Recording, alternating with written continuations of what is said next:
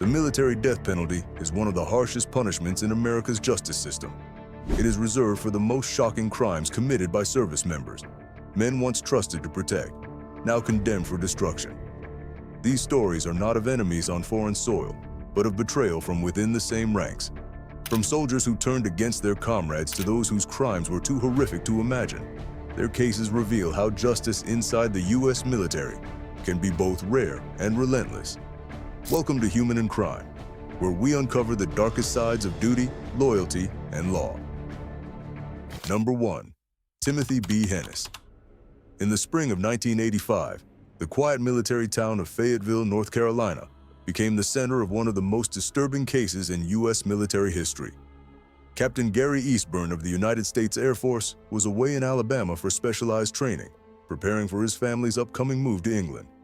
Back at home, his wife, Catherine Eastburn, stayed with their 3 young daughters, 5-year-old Kara, 3-year-old Erin, and baby Jana, who was not yet 2. They lived near Fort Bragg, a peaceful community where military families looked after one another. Nothing suggested that danger could come from within that same world. As part of their moving preparations, the Eastburns placed a simple ad in the local paper to find a new home for their family dog, an English setter named Dixie. The man who answered that ad was Sergeant Timothy B. Hennis, a 27-year-old soldier stationed at Fort Bragg. On May 7, 1985, he visited the Eastburn residence, adopted the dog, and left politely. Catherine thought nothing of it. It was a short, pleasant exchange that would soon be remembered for all the wrong reasons. 4 days later, Captain Eastburn's regular phone calls to his wife went unanswered. Newspapers began to pile up outside the house, and a neighbor noticed a baby crying inside. The following day, police were called to perform a welfare check. When officers entered the home, what they discovered would haunt them forever. Catherine Eastburn lay dead, brutally stabbed and sexually assaulted. In separate rooms, the bodies of little Kara and Erin were found, each murdered in the same vicious way. Miraculously, baby Jana was still alive in her crib, weak from dehydration, but untouched. Detectives quickly realized the killer had tried to clean up or stage the scene. Even so, they recovered hair and fingerprints belonging to a single unknown man. Neighbors reported seeing a tall man in a members-only style jacket leaving the house late at night carrying a trash bag. The description fit only one person they knew had visited recently, Timothy Hennis, the man who took the dog. Within days, Hennis was arrested and charged with 3 counts of first-degree murder and 1 count of rape. His trial began in 1986. Prosecutors relied heavily on eyewitness accounts and circumstantial evidence, painting Hennis as a cold-blooded killer who slaughtered an innocent family. The jury agreed. He was convicted on all charges and sentenced to death. Newspapers across the country reported the story of a soldier turned murderer. For most, the case seemed closed. But 3 years later, the North Carolina Supreme Court overturned the conviction, citing serious trial errors and unfair prejudice that may have swayed the jury. Hennis was granted a retrial. This time, his defense team attacked the weak physical evidence. There was no blood, no fingerprints, nothing directly linking him to the murders. In 1989, the new jury found him not guilty. The man once sentenced to die walked out a free man. Remarkably, Hennis rejoined the Army. He rebuilt his life, rose through the ranks to staff sergeant, and retired honorably in 2004. For nearly 2 decades, he lived quietly, a husband, father, and respected veteran. But the truth has a way of returning. In the mid-2000s, advances in DNA testing gave new life to old evidence. Samples collected from Catherine Eastburn's body in 1985 were finally analyzed. The results were shocking. The DNA matched Timothy Hennis. Investigators knew double jeopardy laws usually prevent someone from being tried twice for the same crime. But Hennis had a unique status. Because he was retired military, he could be recalled to active duty and tried under military law, which is separate from civilian court. The Army did exactly that. In 2010, 25 years after the murders, Timothy Hennis stood before a military court-martial at Fort Bragg. The prosecution presented the DNA evidence as undeniable proof. The defense claimed contamination and mishandling, but the jury of fellow soldiers didn't believe it. They found him guilty on all counts. Hennis was sentenced to death once again, this time by the very institution that once honored him. Today, Timothy B. Hennis sits on military death row at the U.S. Disciplinary Barracks in Fort Leavenworth, Kansas. His case remains one of the rare times a man has faced trial 3 times for the same murders. once in civilian court, and finally under the uniform of the U.S. Army. Nearly 40 years later, he continues to wait, appealing his conviction from a prison cell. It stands as a haunting reminder that justice may bend, delay, and even stumble, but sometimes it still finds its way, no matter how many years have passed. Number 2. Hassan Karim Akbar. In March 2003, just days into the United States invasion of Iraq, soldiers at Camp Pennsylvania in Kuwait were preparing to move into battle. The camp was tense, filled with nervous young troops trying to rest before crossing into one of the most dangerous war zones in modern history. But no one there imagined that the first attack against American soldiers would come from one of their own, a man wearing the same uniform, sleeping in the same tents, and sworn to the same flag. That man was Sergeant Hassan Karim Akbar, a member of the 326th Engineer Battalion of the 101st Airborne Division. Born Mark Fidel Cools, he had converted to Islam years earlier and later changed his name to Hassan Karim Akbar. To those who knew him, he was quiet, but often distant, uncomfortable in group settings, and at times openly resentful of his fellow soldiers. Reports from his superiors showed a pattern of discipline problems. He had been written up for insubordination and was often described as paranoid and angry. Some said he believed people were out to get him. In his private journal, Akbar wrote dark, disturbing thoughts. In one entry, dated February 2003, he said, "I'm going to try and kill as many of them as possible." No one saw that journal before the attack, but later it would become the key to understanding the mind of a soldier who turned his weapon on his own. On the night of March 23, 2003, the soldiers of Camp Pennsylvania were sleeping. It was around 1 a.m. when the base was suddenly plunged into darkness. The power generator had been deliberately sabotaged. In the shadows, Akbar crept between the tents, carrying a bag of hand grenades. Without warning, he pulled the pins on 4 fragmentation grenades and tossed them into tents where soldiers lay asleep. Seconds later, the camp exploded in chaos. Flames, shrapnel, and screams filled the air. As men tried to escape the burning tents, Akbar opened fire with his M4 rifle, shooting at his own comrades as they ran for their lives. The attack lasted only a few minutes, but the damage was catastrophic. Army Captain Christopher Seifert, 27 years old, and Air Force Major Gregory Stone, 40, were killed. 14 others were injured, many critically burned or permanently scarred. Soldiers who survived said it felt like being attacked by an invisible enemy. Only later did they realize that the enemy was one of their own. Akbar was quickly overpowered by his fellow soldiers. When investigators searched his belongings, they found the diary filled with angry, hate-filled entries about revenge and betrayal. He had written that his fellow soldiers disrespected him and that he would get even. Prosecutors later said the evidence was clear. This was not an act of insanity, but one of cold, premeditated murder. The military charged Akbar with 2 counts of premeditated murder and 17 counts of attempted murder. His trial took place in 2005 at Fort Bragg, North Carolina, under the Uniform Code of Military Justice. Prosecutors described him as a traitor, a man who betrayed the flag he swore to defend. They told the court how he sabotaged the generator, carried grenades into sleeping tents, and fired on men he called brothers. The defense tried to argue that Akbar was mentally ill, suffering from paranoia and long-term stress. They said he was isolated, sleep-deprived, and mentally breaking down under the fear of war. But the jury didn't accept that. The attack was too organized, too deliberate, and his diary too revealing. On April 21, 2005, Sergeant Hassan Karim Akbar was found guilty on all charges. He was sentenced to death, becoming the first American soldier since the Vietnam War to be sentenced to execution for killing fellow troops during combat. Under military law, all death sentences are automatically reviewed. Over the years, Akbar's lawyers filed appeal after appeal, arguing mental illness, unfair trial process, and poor defense representation. But every appeal was denied. In 2016, the U.S. Court of Appeals for the Armed Forces upheld his sentence. Later that same year, the U.S. Supreme Court declined to intervene, sealing his fate. Today, Akbar remains on military death row at the U.S. Disciplinary Barracks in Fort Leavenworth, Kansas. His execution can only be carried out with presidential approval, something no president has granted since 1961. More than 2 decades after that night, he continues to wait in the silence of a prison cell, surrounded by others who once wore the same uniform. His story is a grim reminder of how the pressures of war can twist loyalty into hatred. At a time when soldiers depended on one another for survival, one man turned his anger inward and struck at the very heart of his own brotherhood. Number 3. Ronald Adrin Gray.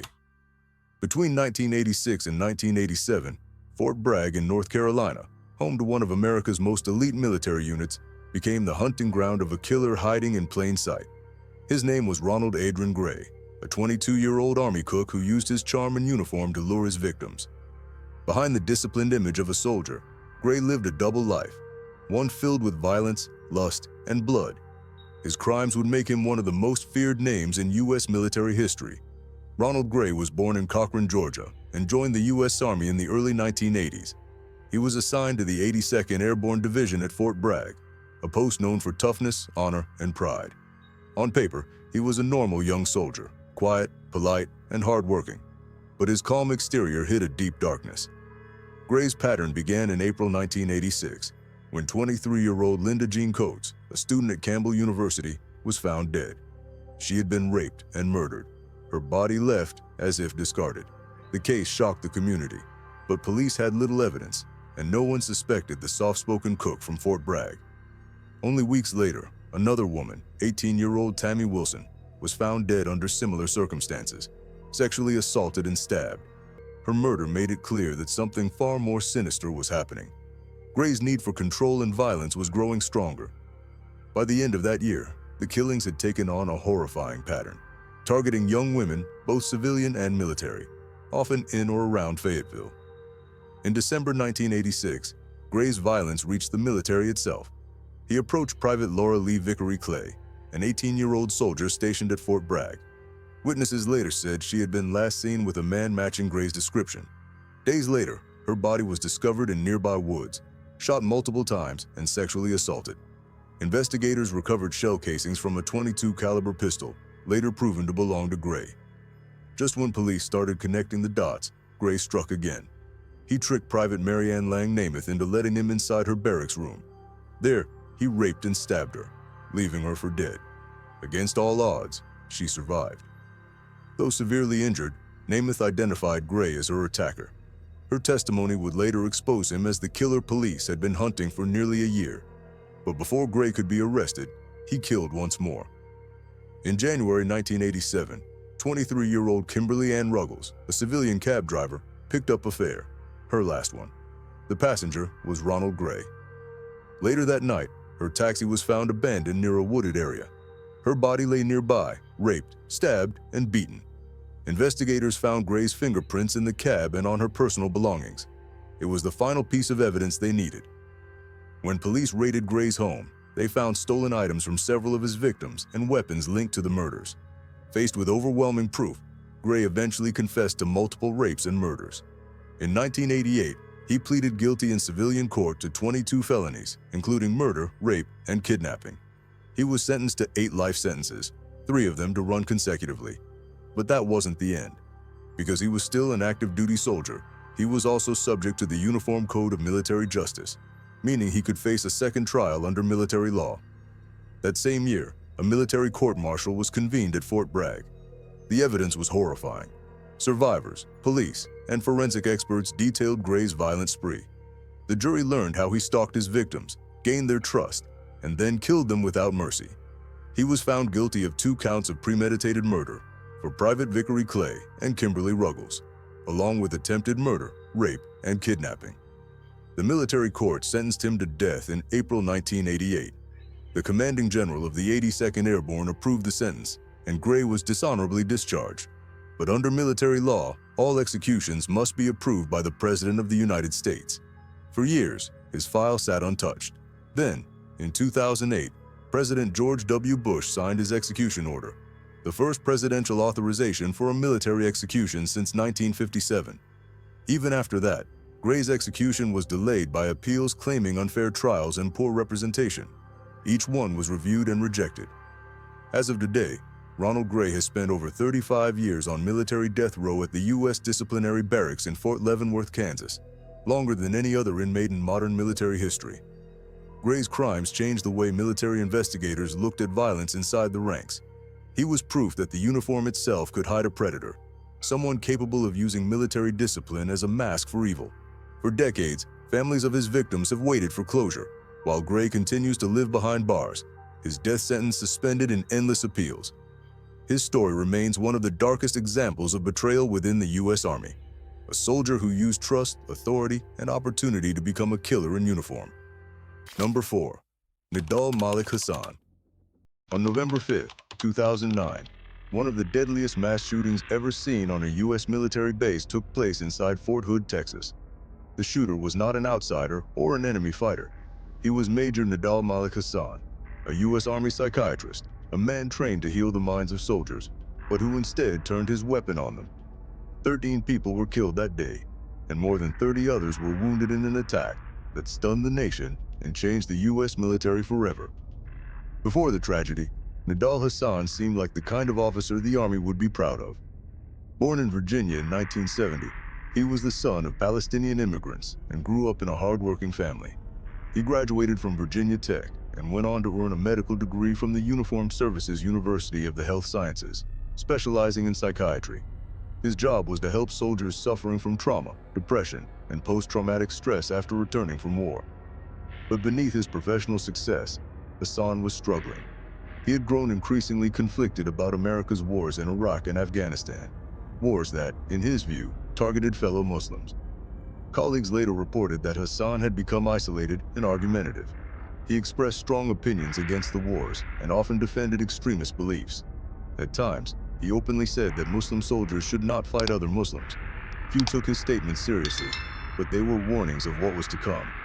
Investigators would later discover that he had exchanged emails with radical cleric Anwar al-Awlaki, a known extremist based in Yemen. Those messages revealed his growing radicalization, yet no one acted in time.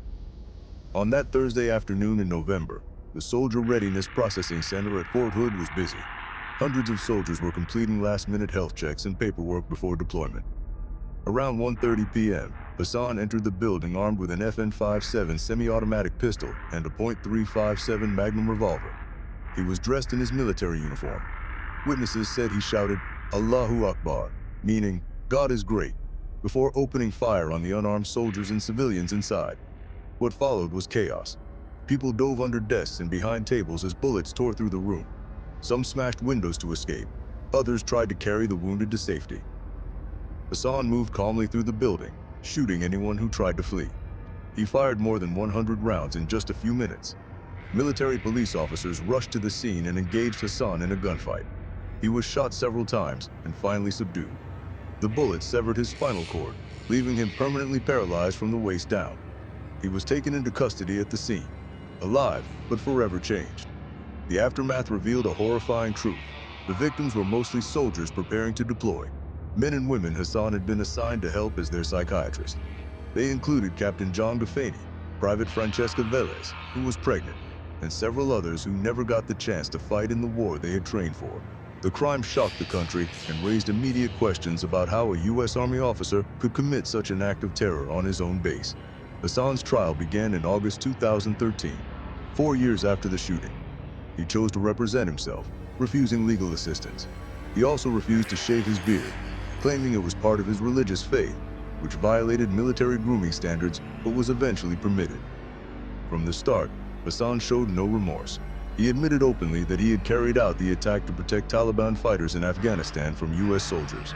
He declared himself a soldier of Allah and said he had switched sides in what he viewed as a war between America and Islam. During the trial, survivors took the stand and described the nightmare, how Hasan walked through the processing center methodically firing at everyone, and how he paused only to reload. The evidence was overwhelming. Ballistics, eyewitnesses, and Hasan's own statements left no doubt. On August 23, 2013, he was found guilty on all 13 counts of premeditated murder and 32 counts of attempted murder. 5 days later, the military jury sentenced him to death.